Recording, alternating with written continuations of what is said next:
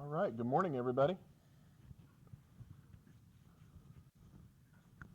We're in what, week 7, something like that now? Good morning. So, couple of announcements before we talk about the materials for today. Midterm grades I have to have turned in by Friday, by close of business Friday. Those grades, as you all should know, are not official grades. Those are telling you where you stand at this moment in time. And so the only thing that will be used to compute your midterm grade is the assignments that have been assigned and have been due up to this date, with the exception of the CV resume assignment. I probably won't get around to grading that by Friday. I've started on your semester by semester guides, and that's taken a little longer than I thought it would. And so I'm going to work really hard to have that and your today's attendance assignment and your today's notebook assignments graded by Friday, and then that will be your midterm grade. So if you were to look in Canvas, it will show you the percentage of your grade at this point from things that have been assigned. And so if it said, 95%, then your midterm grade would be an A. If it said, 75%, your midterm grade would be a C. When you go to your advising session, you should be starting to think about scheduling your advising sessions for the upcoming spring semester. You should have a conversation with your advisor about 2 things. Number 1, your personalized semester by semester guide that you now have. You need to take that to your advising session. But also you need to have a discussion about your midterm grades. Okay, those are 2 things that you should be talking about, obviously in addition to your typical course scheduling. Okay, so those are things that you'll need to talk about with whoever your advisor happens to be. You need to know that at this point in time, there is still plenty of time to bring your grades up if you're not happy with your midterm grade. Okay, also there is time to not improve your grade if you have a high grade at this point. So if you have a really good grade at this point and you're pretty pleased with that, don't let that pleasure get in the way of your continued hard work and success. Don't let things falter, because there's still an awful lot of semester out there that has to be completed. So why do we give interim grades? Does anybody know why we give interim grades?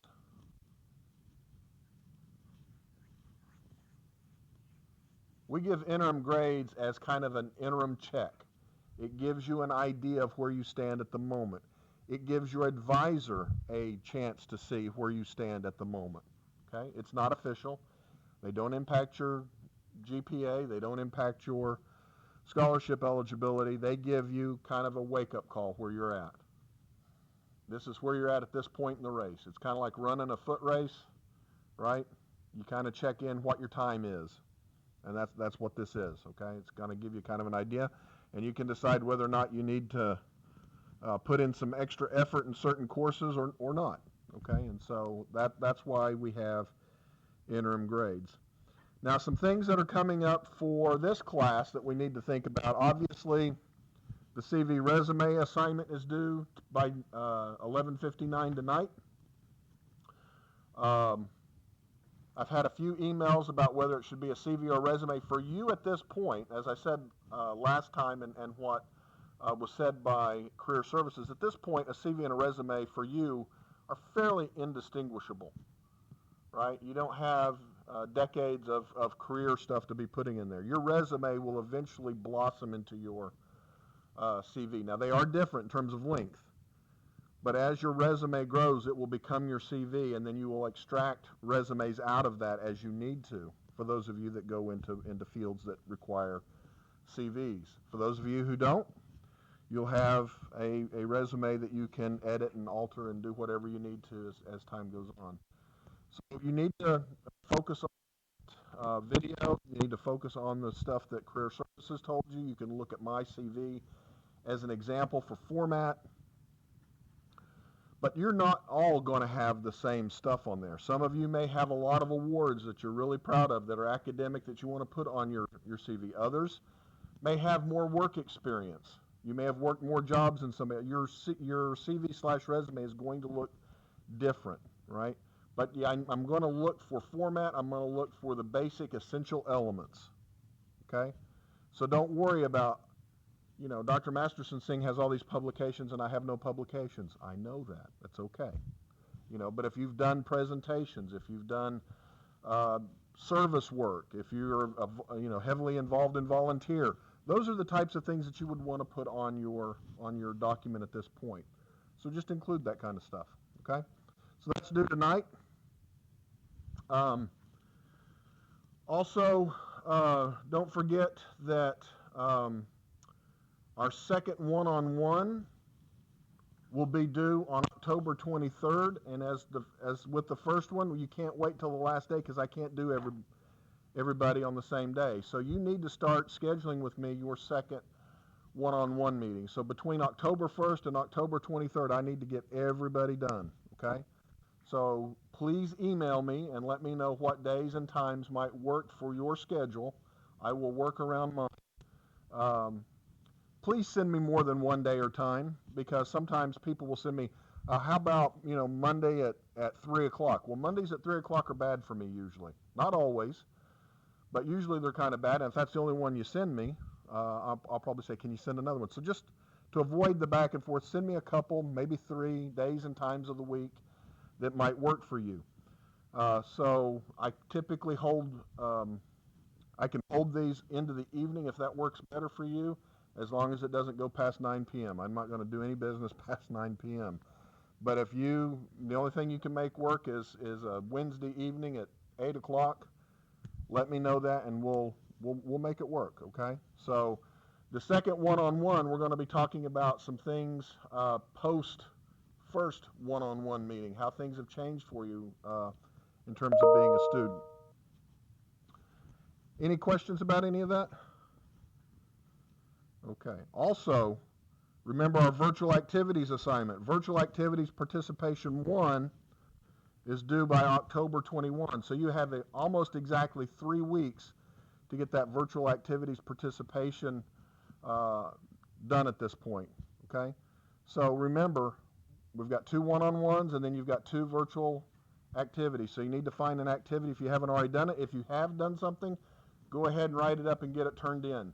I will not grade them until after the due date, but you can go ahead and get it turned in, and that'll give me an idea of who's completed and who hasn't, and it'll give me an opportunity to reach out to some of you who may be struggling with finding an activity. Okay, but I will certainly count things like discussing something with career services. So if you had made an appointment with career services about your CV or resume, I'll count that. If you made an appointment to talk with the people in study abroad, I will count that, okay? Those types of things. If there's anything in your, your dorm situation that they do virtually that's kind of an activity, or with student services in general, or, we're going to be fairly liberal with what we accept this semester simply because COVID has kind of thrown a monkey wrench in things. But I still want you to get involved with things. So if you have any questions about whether or not we will count something, just reach out to me and let me know, okay? Don't forget also those Friday afternoon seminars that we have in chemistry, although the last one got canceled, unfortunately. We count those as well. And I know a few of you were on the first one a couple of weeks ago. And if you've already done that and you're going to count that as one of your virtual activities, then please go ahead and fill that out. Any questions about any of that?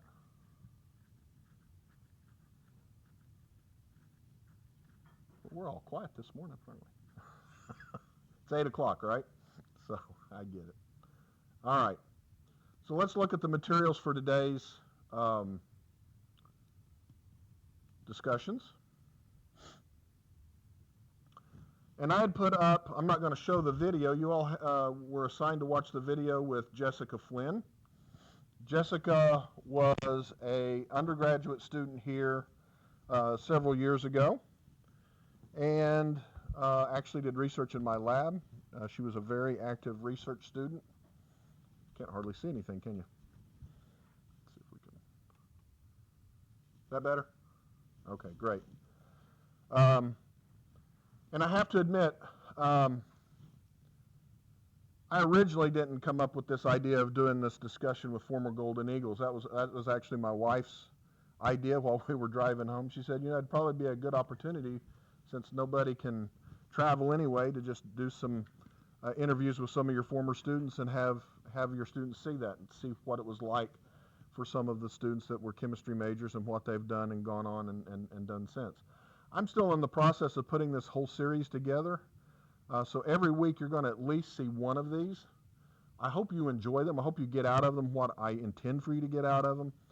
Jessica, there's nothing that Jessica didn't do while she was here. I mean, she was one of the most active students that I've ever seen. She was in the Honors College.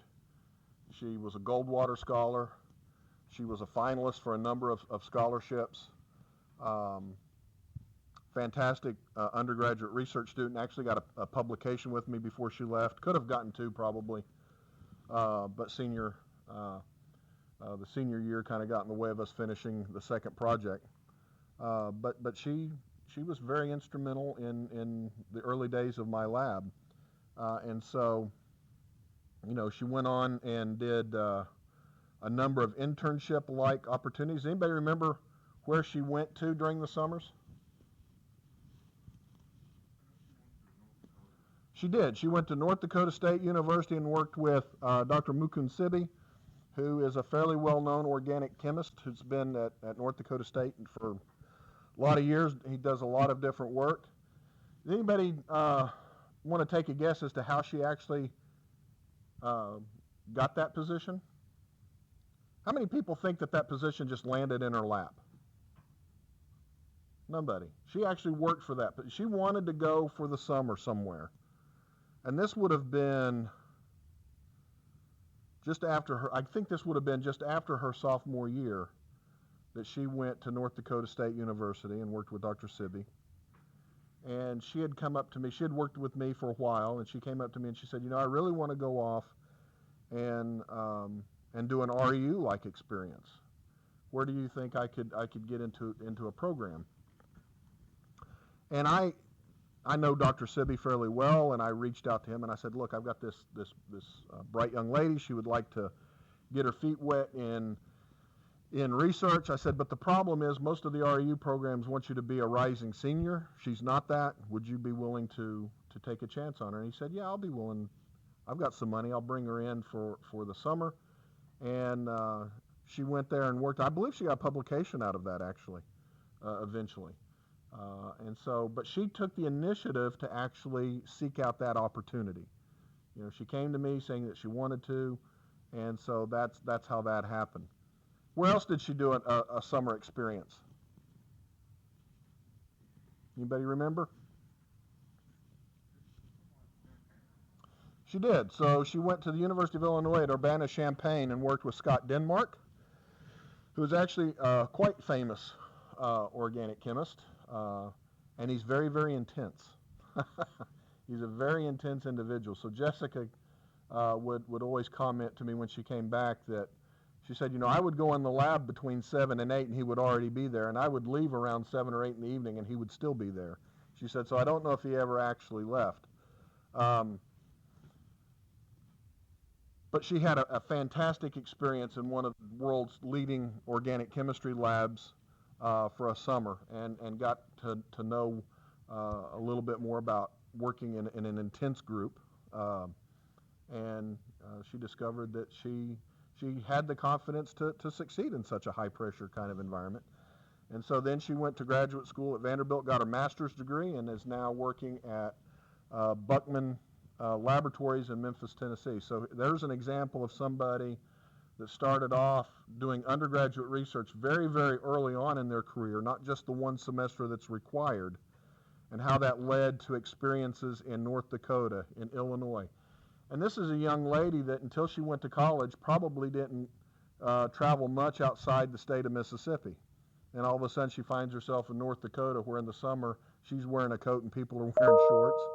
And at Urbana-Champaign, where she's working in a group of people from around the world who are noted for their quality of work and their quantity of work. And so she got all of those experiences, went to graduate school, decided that she didn't want to get a PhD and just wanted to stop at a master's and have more of a technical kind of job. And now she's working at Buckman Laboratories, which is an international corporation, by the way. So they have laboratories in a couple of countries. I don't know where all over. I think they have something in South America, and then they have, I know they have some stuff in the UK, I believe. So, she's talking with people all over the globe about the problems that they're working on a daily basis. And she did that with a master's degree, didn't have to get the PhD. You don't have to have a PhD simply to be a practicing chemist. All of your professors that you will be dealing with, however, have PhDs, right? And so when you come and talk to us about job opportunities or whatever, we have this worldview that everybody has to have a PhD, but that's just not true. The one that you will see next week is from a young gentleman, Stephen Knowles, who actually got his bachelor's degree here with a biochemistry emphasis and decided he just wanted to get a job and live his life. And he is working his way up the ranks, and you'll hear about that with Koch Industries. So he has had 2 jobs with Koch Industries since he left here about, he left here about 6 or 7 years ago, I guess. And so you'll hear from him. So again, just to show you that you can, employment opportunities are plenty for people in chemistry. So we're going to do this series, and you'll have parts of your notebook reflections and things like that will be thinking about the videos that you watch. I hope you enjoy it. I hope we cover enough topics. So I'm covering a couple of folks that actually went through and got their PhD, people that got their master's, people that got their bachelor's. I'm trying to locate some folks that went on to medical school or dental school, trying to get them to participate in this. But the common thread for all of them is that they were all undergraduate Golden Eagles. Some of them transferred here, which will speak to some of you all, and some of them started here. And so I want you to hear firsthand from students that were sitting in not necessarily these seats, but in your seat, if you will, and how their experience was moving through the major and what they've done afterwards. Okay? So is this something you all think you'll enjoy? Okay. A lot better than watching just a YouTube video of somebody that you have no connection to, I think. And so we're going to try to incorporate more of these in the remaining time that we have. It's been fun for me doing these interviews, and so I hope you do enjoy it, and I hope you get a lot out of it. Any questions about any of that? I'm going to call it the discussion series, I guess. No questions? Yeah.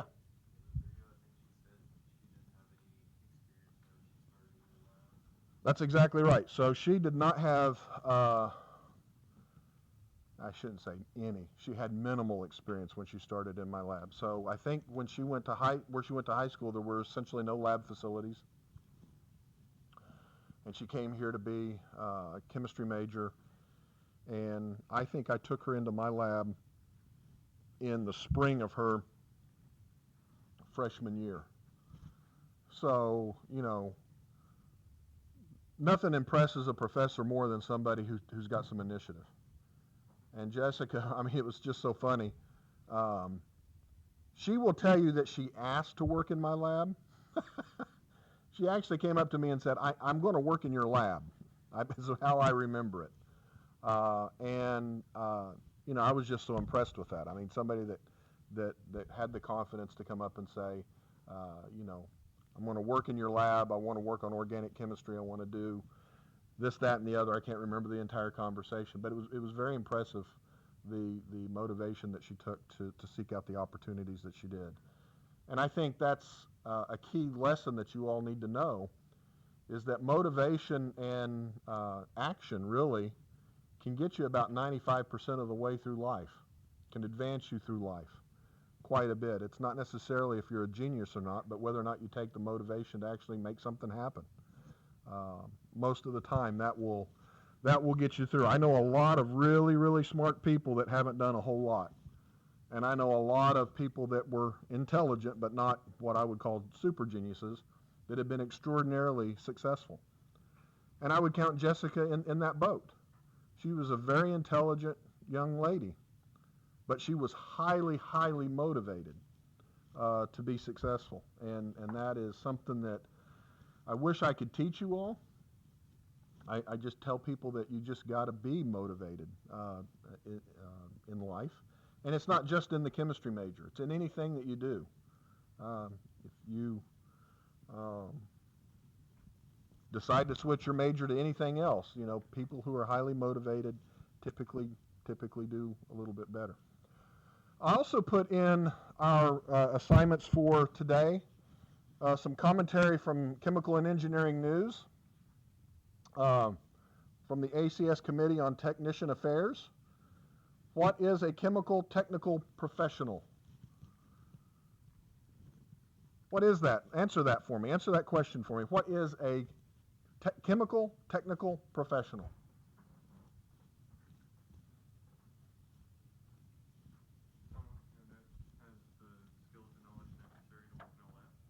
Okay, that's very good. That's a good component of it. Do you have any different?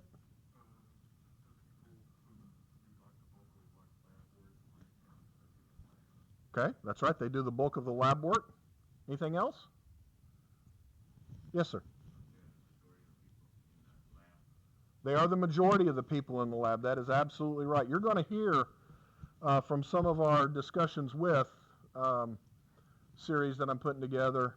A number of the graduates from here have gone on to be project managers. They are not chemical technical professionals. They are project managers. They almost always have a PhD. Does a chemical technical professional have to have a PhD? No. What would you say the minimal education is from what you read for somebody with a chemical technical professional title these days?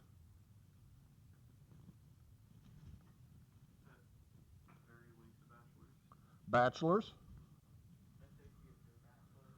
That's right. So typically you can have an associate's or bachelor's. Jessica Flynn, I would label her as a chemical technical professional. But she has a master's degree. There are grades within technical professional, right? Jessica probably manages a small group of other technicians. Technicians, as the article said, is probably not the correct word to use anymore for these individuals. Okay, they typically or historically, we have considered them the hands in the lab, but I think that that's not fair anymore to actually call them the hands in the lab. For those of you who stay in the major, you all will have the experience of having a lab with my wife, Ms. Tina Masterson. She now teaches our upper level laboratories. She was a chemical technical professional. She has a master's degree. When we were at Vanderbilt, I was working in a laboratory as a postdoc. She was working in the medical school doing medical research in the lab. She had a boss who was a PhD, and she was the person in the lab doing all of the experiments that they devised to do. She thoroughly enjoyed that work. She got to work with people. She didn't have to worry about the funding of the project. She didn't have to worry about the paperwork, well, other than the lab notebook keeping stuff. She didn't have to worry about the annual reporting and all that stuff. She got to do the experiment. She got to do what she loved to do. And I'll tell you a dirty little secret. While I was a postdoc and she was a lab technical professional, she made significantly more than I did at that time. Okay? I was still in a training position. She was in a full-blown job, making a living and taking samples from patients, processing them, getting the data organized so that they could then analyze that. She got her name on publications just like people who were full-fledged PhDs or MDs, in that case, working in the laboratory. She was involved in group meetings. She was involved in project design. She just didn't have the final authority to say this is the project that we're going to do. So she was involved very much so on a technical level each and every day of her job. And she was able to do that with a master's degree in chemistry. Okay, so her master's degree is in organometallic chemistry. It had nothing to do with medicine. And there she is using those skill sets that she learned in a synthetic lab, if you will, in a medical laboratory setting. So again, the options of being able to have multiple career paths from your training, I think is important there. What type of individual do you think would be best suited or find enjoyable, let's put it that way, to being a chemical technical professional?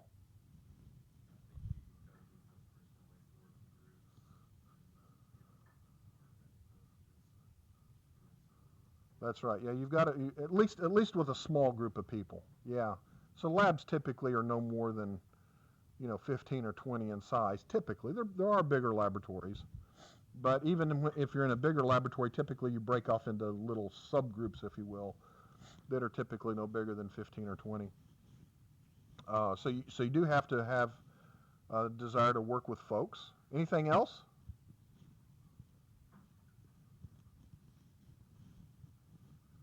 Got to kind of enjoy working with your hands. Really, you do. And you've got to probably prefer that a little bit more than just the theoretical work on a piece of paper or on a computer screen. Okay? You got to understand that stuff to be a chemical technical professional. But it may be like, I really don't want to sit in front of a computer all day, like a PhD might. I want to be in the lab and actually working with the stuff and using the equipment. And if that's the kind of thing you like to do, if you like to tinker, if you like to tear things apart, if you like to build things, chemical technical professional career is a good opportunity for you. I'm on the American Chemical Society Project Seed committee. That doesn't really mean a whole lot to you, and that's okay. But we are a committee from people from all over the country. There are people from industry. There are people from academia. And a couple of the industry reps that we have on that particular committee are chemical technical professionals, and I'm always impressed with their input on all of these things. They have very valuable input, and most of them have master's degrees these days. So it's a job opportunity that you might find interesting. Once you get in a lab and start doing research, you may want to be a chemical technical professional where you're working in a pharmaceutical lab or a materials science lab or environmental science lab, that sort of thing. Another little secret that most of you probably don't know about me, unless you read my CV, is that I was a chemical technical professional at one point. So when I was an undergraduate, when I was about your age, I was at the University of Arkansas, and I had to make ends meet. I had scholarships and financial aid that covered most of everything except my housing and all that kind of stuff, and I had to make ends meet. And so I literally picked up the Yellow Pages back when we had phone books. Okay, so this was pre-internet kind of stuff. And I looked under laboratories. And there was a company in Springdale, Arkansas called Environmental Services. And they were a testing laboratory for environmental samples. I literally picked up the phone and I called them and I said, I'm a chemistry major, I'm a junior, and I'm looking for a job. And they said, come in and talk to us. And I did, and I got the job. And for 2 years, I processed samples that came from wastewater plants, chicken plants, other types of food and small companies, runoff water from Walmart parking lots, the whole 9 yards. All of that stuff has to be analyzed by somebody for environmental quality purposes. And that's what I did for 2 years. And I gained a lot of skills. I learned how to deal with customers. I learned how to be efficient. I learned how to process things quickly but accurately. A lot of things that you probably won't be learning in your laboratory experiences here. So there are those types of opportunities as well, even if you haven't graduated yet.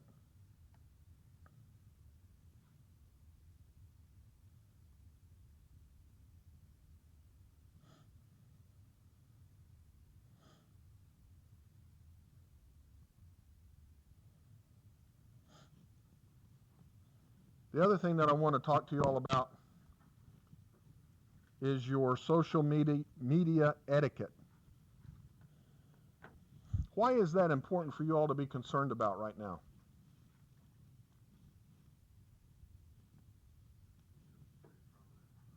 It is very prominent. What do you mean by that?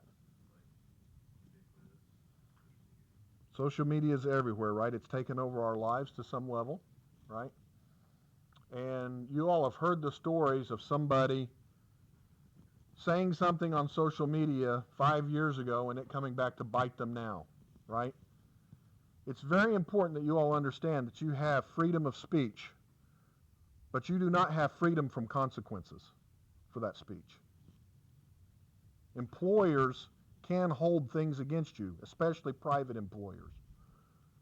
I work for the state of Mississippi. I have a little more latitude with my freedom of speech because I work for a government entity than somebody in the private sector.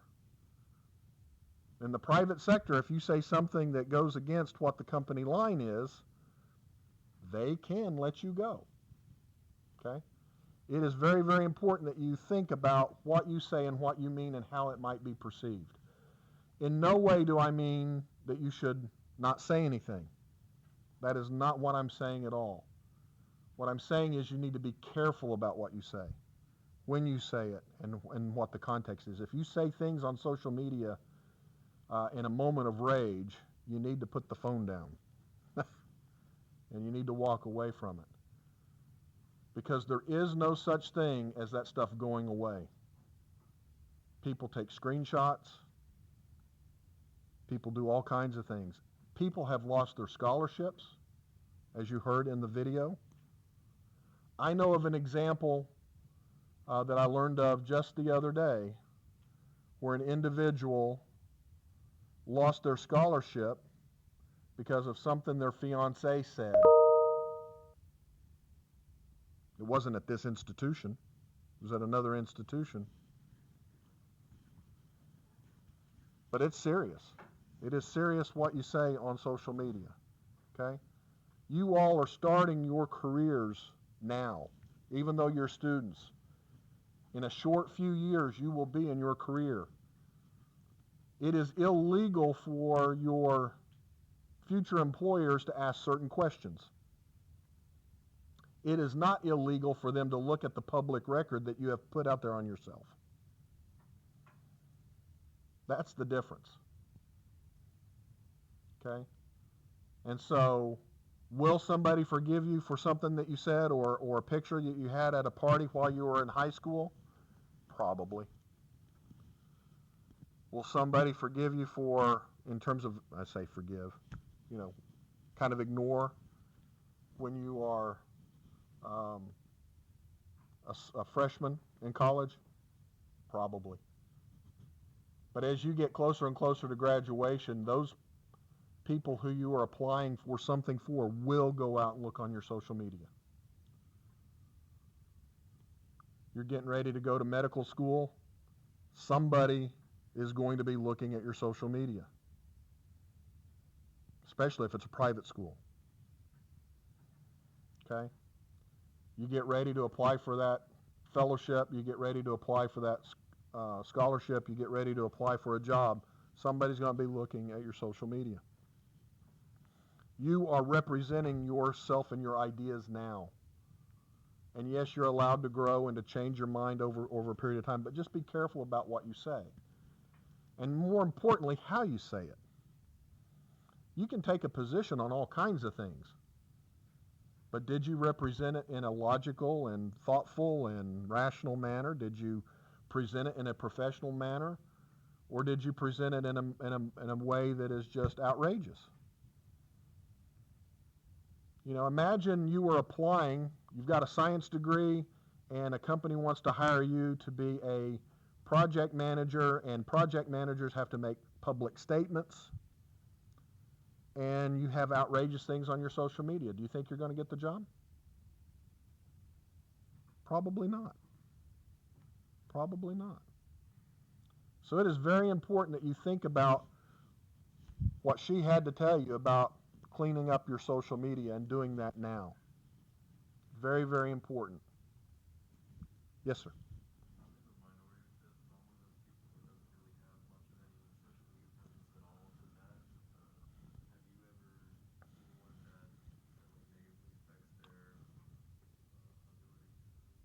I have not experienced that particular situation. I think she addresses that a little bit, that you do want to have a social media presence. What might be the social media platform that somebody like him might want to make sure that they're on if they're looking for a job? LinkedIn. LinkedIn would be a perfectly good one that you can join in on. It's a it is a professional social media site, so you don't feel the need to comment on politics or religion or race or whatever. It's all about business, right? You don't have to worry probably about your crazy uncle and what they said and you wanting to respond to it. Okay, everybody's got a crazy uncle. Okay, and so I would recommend that if you aren't much on social media right now, that you at least establish a LinkedIn presence. I do have a LinkedIn account, but I'll be honest with you, I don't keep up with my LinkedIn account very much because I have a job that I'm happy with and I'm not really looking for anything else right now. So every now and then I go in and I accept some friends and I might post, it's my job anniversary or something like that. But it's all professional. It's not like it's my Facebook page or my YouTube channel, that kind of stuff. So I would definitely recommend that everybody in this room have a LinkedIn account. Won't hurt you at all. But keep it you don't want to post personal pictures on LinkedIn, you know. You just never know how those things are going to be perceived. She talks about, pictures at the parties where you're holding alcohol and whatnot. Definitely, since many of you are underage, that's not a good idea, right? I mean, when people are starting to look at other things. So, very good advice in her video, and I think it's very important for you all to go through and think very carefully about how you post, what you post, and when you post to social media. You need to be engaged citizens. And so somebody that has absolutely zero social media today, people may think you're not an engaged citizen. Whether that's true or not is irrelevant. It's the perception that somebody might have. So if I was looking, so if you were applying to a job for me and I was looking at your social media and I went, can't find anything on Facebook, I really can't find anything on Snapchat or Instagram, but they've got a LinkedIn. Okay, they're engaged. That's very professional. I don't think I would have any second thoughts about it. If I was to go out and look and I saw Facebook, Snapchat or whatever, and all of the posts are very well thought out, whether or not you take a position one way or the other relative to me on something, I'm going to ignore that. But I would look at to how you represented yourself in that. So if you took a particular position on something and it was well rational and thought out based on facts, I'd be going, okay. Probably a good choice for somebody that's going to be measured and moderated in kind of their public responses. But if I go to a social media site and I see a lot of wild parties and inappropriate behavior, and yes, you have the right to post all that stuff, but that doesn't mean that you have a right to be hired, right? So in regard to that. So, always think about it as your social media is your public presentation of yourself and to some extent your CV. I was very, very interested in hearing everybody's responses to the question that we had at the last notebook. Was it notebook or attendance? But anyway, on should your CV or resume be made public? The vast majority of you believe that you should keep that private. And I think that's a valid position. A number of you, however, felt like you should make it public. And I also believe that's a valid position. And for those of you who said you were going to make it public, the vast majority of you did have concerns about personal information and said that you would need to make sure that that was limited. I think that is a very smart thing to do. It's absolutely true that when you take your CV and you post it, people can see it, and that's going to result in connections. That's important. Okay? It also means that people know who you are, kind of where you live, and you want to be kind of careful about putting that information out. So it's usually best to post things that you want to be broadly available to services like Monster.com or Indeed or whatever the case may be, where the people who actually have access to the full document are people that have permission to access that information, companies and so on. Okay? But again, your social media is kind of an extension of your resume or CV, if you will, in that regard. So you want to keep that as clean as you possibly can. Any questions about any of that before we finish up today?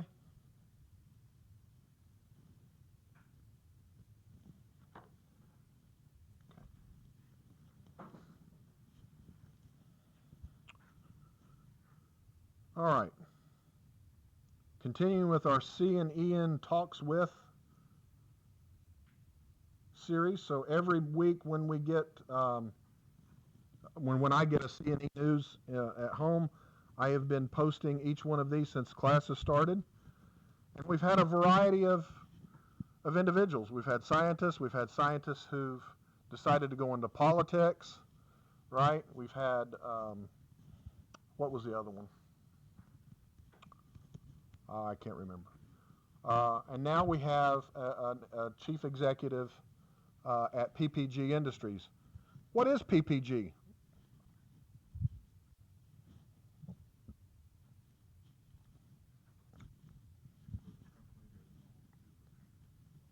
They're a paint and coatings company. That's right. Do you have anything else you wanted to add to that?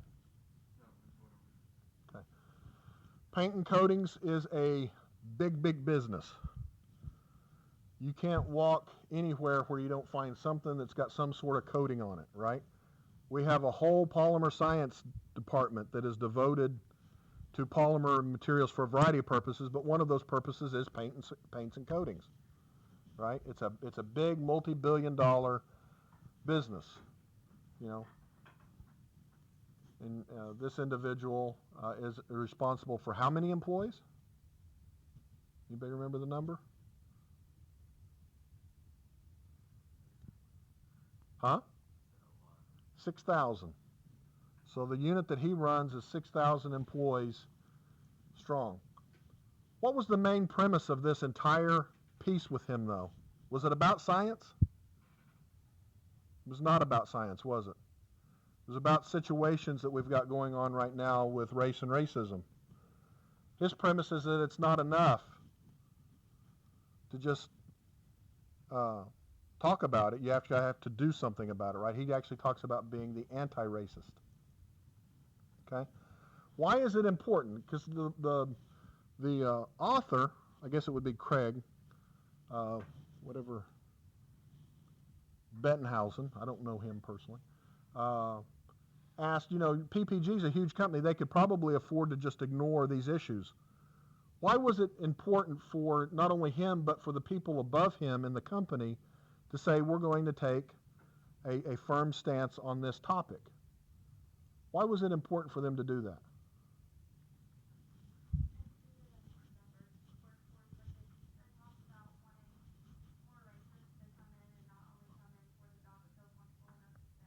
That's right. That's right. There is plenty of research out there that suggests that a diverse workforce is more efficient. A diverse workforce outperforms non-diverse workforces, and that comes down to the company bottom line. Not only is it the right thing to do, but it's good business, right? If we have a diverse group of folks at the table when we're making a decision about a product, that's more markets that we have insight into, right? It just is. And so these are uncomfortable things to discuss, but they're discussing them at boardrooms at some of the largest corporations in America and around the world with an eye towards not only doing the right thing, but doing the right thing for the bottom line and the investor, right? And so it's very, very important that we have these conversations in the organizations that we are a part of. Not just corporations, but universities, Greek organizations, whatever the case may be. This is very, very important discussion. I am certainly not an expert on these areas, but it is something that you all will be grappling with as you all enter into the workforce, more so than I did. I entered the workforce back in the 90s when, not as a professor, but I entered the workforce in the early to mid-90s when the economy was doing fairly well. Things were different. It was a different time. It's nearly 30 years ago now. Okay? You all will be grappling with these things differently than I have had to grapple with them. Okay? But they are important. They are not things that we should shy away from. And I think we should look at the research. And the research definitely tells us that the more diverse workforce that we have, the more efficient we are, the better the products that we produce, and it's just important. So how are some ways in which people, what was he talking about? What are they doing at the company to help address some of this?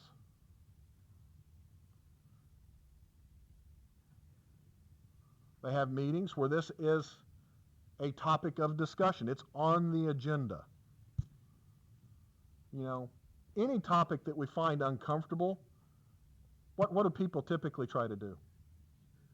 Skirt around it, maybe tangentially talk about it, and then, you know, change the subject. And it doesn't matter what the topic is. If you're uncomfortable with it, that's typically what we try to do. We try to avoid that conflict. They're putting it on the agenda.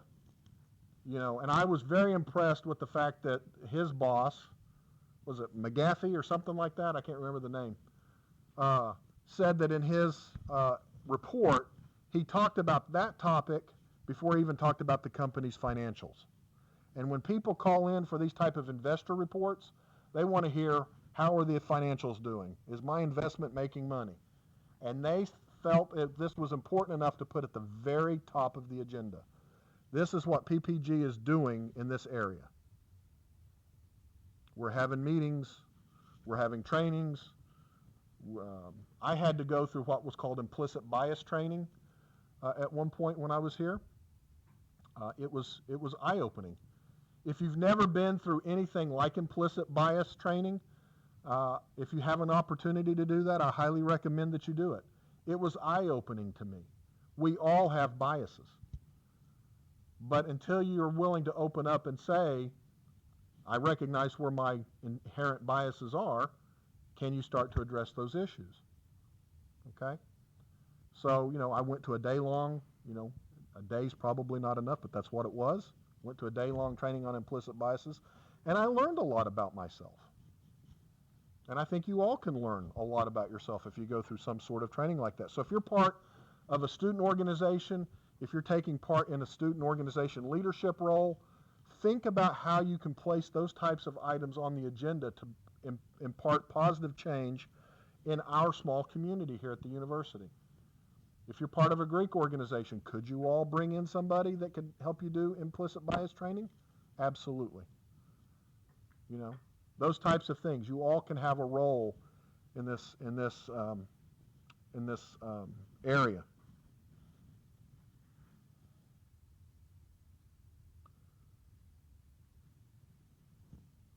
I found it kind of interesting that when you looked at his vitals, 46 years old, so he's just 2 years younger than I am. He's already vice president of a multi-billion-dollar multinational company. And he actually started running pieces of a company at the age of, did anybody remember? He's like 32 years old, right? He's a systems engineer. He's not even a chemist. And he's running these companies with his engineering background. Military Academy at West Point in 96. MBA Harvard Business School, 2003. West Point, pretty good place to be. Harvard Business School, pretty good place to be. Systems engineering, right? Started off at General Electric. I don't know much about their life fitness division, and now he's at PPG Industries. He's only been there since 2019 and is already taking on big, challenging problems. Leaders don't have to just deal with the bottom line. They have to deal with these other systemic issues that we have to address as a society if they're going to make an impact on the company. PPG's been around, I think, for about 137 years, it said, right? Quite some time. And so it survives and thrives because of individuals that lead it. I found it kind of interesting that his favorite molecule was water. Anybody want to take a guess as to why his favorite molecule may have been water? I don't think he talks about it, but just take a guess.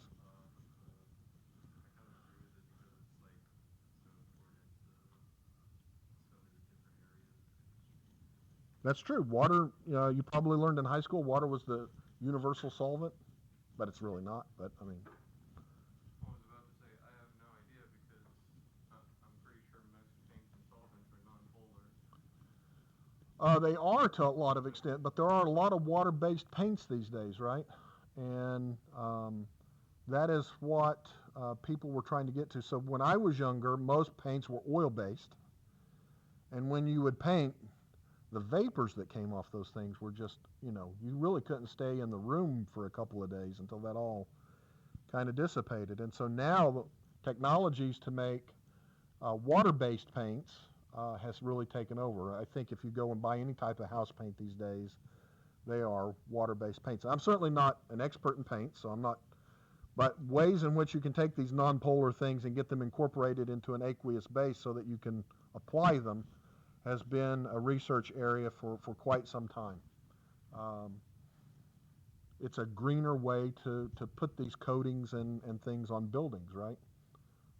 We have a lot of water in the world, and it's, when the water evaporates from the paint, it's just water evaporating from the paint, ends up getting rained out. But when the oils and the other organic molecules evaporate from the paint, if they were that type of base, that gets in the environment, creates pollution, the whole 9 yards. So obviously water is a very, very important piece of his business strategy, or his business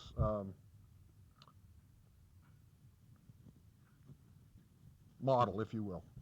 I'm looking for the word there. I also found it important, the stuff that was in red there. Companies have done a better job getting people in the door than getting people up through the ranks. Getting people through the door better than getting people through the ranks.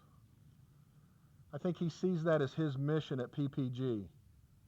I think he sees that as they've done a pretty good job with diversity at the hiring level, but that they failed to get people to move up through the ranks, to get people to advance.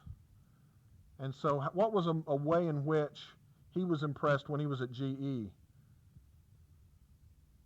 They created these networks, right? I forget exactly what they call them.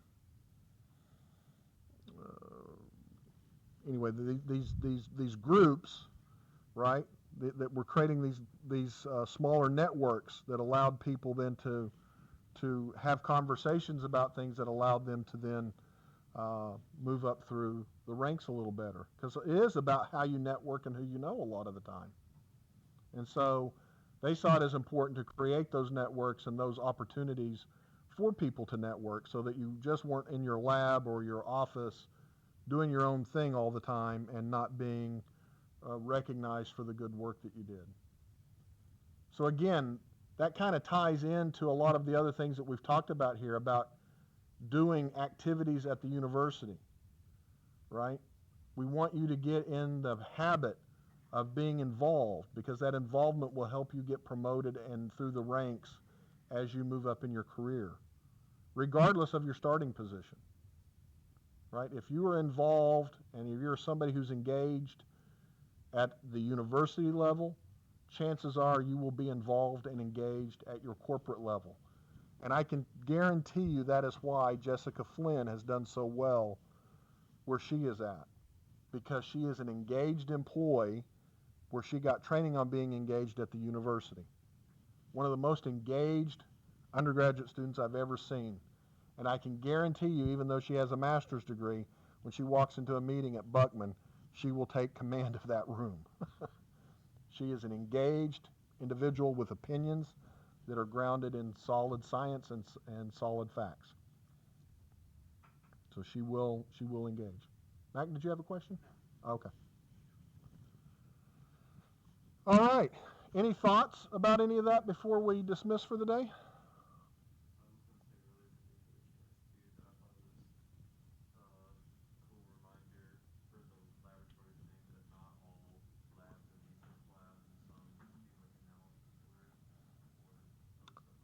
That's right. There are a number of laboratories across the nation, actually, that their sole job isn't to create new knowledge, if you will, like the academic research lab is supposed to do, but they're really there to analyze things. And so, you know, in Jessica's discussion with you all, what was she working on?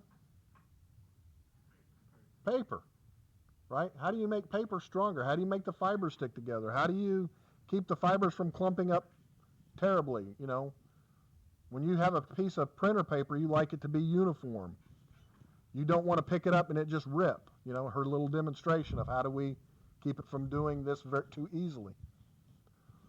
All of that stuff is what she does, you know.